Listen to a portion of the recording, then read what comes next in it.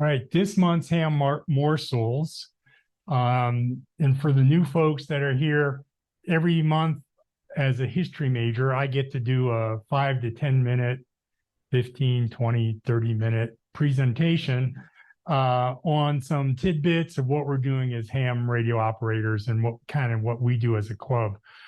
Some tips for you to get on the air, some tips of whatever. And I always quote Lauren, we look at ham radio as a hobby of 1,000 hobbies. So this is just some info for you guys that are technicians, maybe moving on to generals to get on to HF, high frequency. DX is international, but these are just basic ham radio etiquette. So even if you have a technician license and all you're going to do is talk on a repeater, the same items apply. So these are some DX station opinions. As I work long distance ham radio, or as I do Parks on the Air, you can go on to QRZ website or individual operators websites, and they typically will have I comply with DX code of conduct, or this is my standard. And I think it's just a good standard for any of us. So some stations will have that they don't respond to people who call only using their suffix. So somebody could be calling CQ, calling any station anywhere, HTH, K0TRD, HTH. They don't want the subject. They want W0 HTH, Whiskey 0 Hotel Tango Hotel.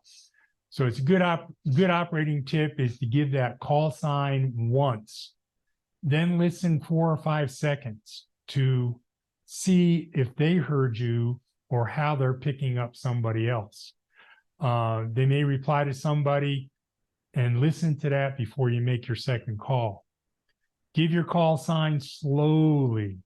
I know on Parks on the Air, I do hand scribe logs. Tricia does hand scribe logs. Mike McGinnis does hand scribe logs. And then we put it into our laptops later. So they may be hand scribing, they may be contesting and just going one right after the other. They may be recording and then uploading later. One person, I believe this is the guy in Falkland Islands, says, I consider stations who call repeatedly without pausing to listen to be QRMers and will be ignored. And QRM stands for man-made noise rather than natural static. So it's man-made static. And I, working Parks on the Air,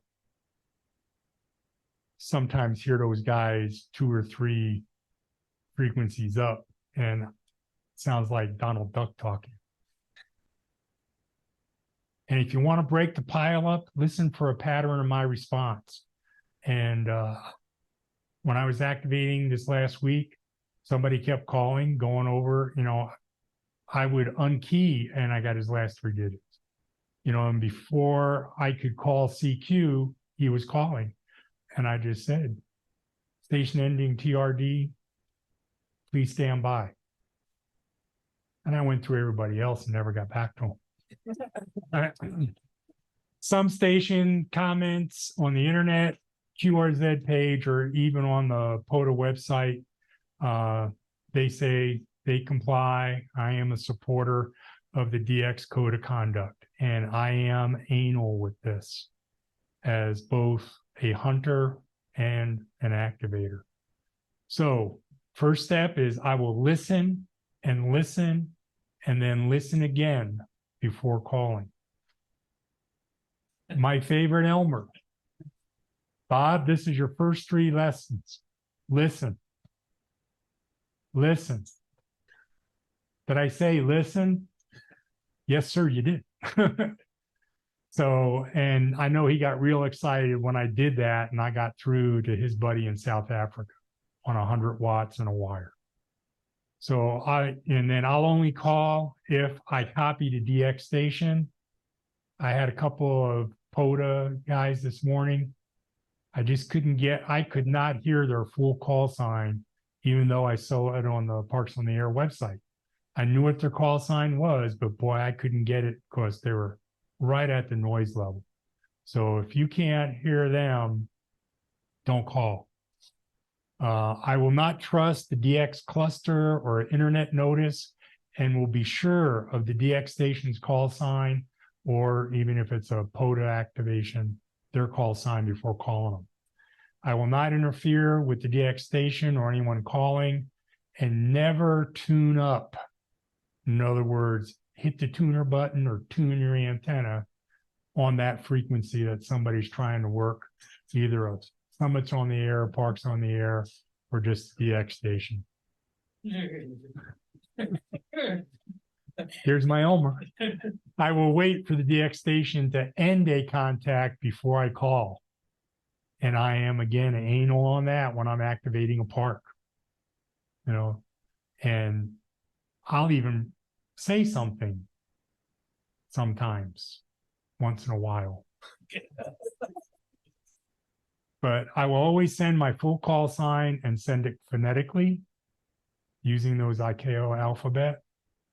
Another DX code of conduct, again, I will listen, call, listen for reasonable interval, not call continuously. I will not transmit when the DX operator calls another call sign.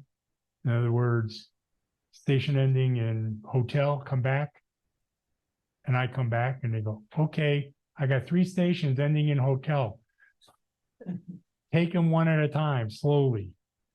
I will not transmit when the DX operator queries a call sign. That's what I just said. I will not transmit when the DX station requests geographic areas other than the one I'm in, or when they're working numbers by prefix. A lot of times on DX stations, or I've even seen Parks on the Air activations where stations with 0 in their call sign, please call now. Or you'll see on the spotter page working by the numbers. So I'm a W0, there's a K0, NC0. But we got W9s, W8s, W7s, K2s. So all I want are stations with 2 in their call sign. So they go through all the 2, and then they work on the 3s, and then they work on the 4s. And that's when I said, why did I put 0 in my call sign? And when the DX operator calls me, I will not repeat my call sign unless I think he has copied it incorrectly. I don't know why Tango sounds like Kilo, but I get Whiskey 0 Hotel Kilo Hotel, negative, negative. Hotel Tango Hotel. Kilo Hotel? Again, Whiskey 0 Hollywood, Tokyo, Hollywood. Roger, Roger, Whiskey 0 Hotel Tango Hotel. Why they get it that way, I don't know. So I'll be thankful when I do make a contact. That's real big courtesy on Parks on the Air. You say 73 at the end. Thanks for the park activation. I'll respect my fellow hams, conduct myself so to earn their respect. You get what you put out. As Benny Hill said, behavior begets behavior. So in other words, the code is more what you call guidelines than actual rules, because you see a whole lot of people don't comply with that. And that was from call sign WP1RAT. So in summation, listen, be patient, listen, internalize your frustration for the lids. Offline, we'll be glad to explain what a lid is. And grandma said, the smart one lets the dumb one have its way. So that's why sometimes I just bite my lip. And then my Elmer taught me that you don't wrestle with pigs because pigs really enjoy it. So I don't say anything else there. So just listen some more. Have fun out there on the air, you guys. And I don't always break through the pile up first, but when I do, I just dance like a little girl. Thanks.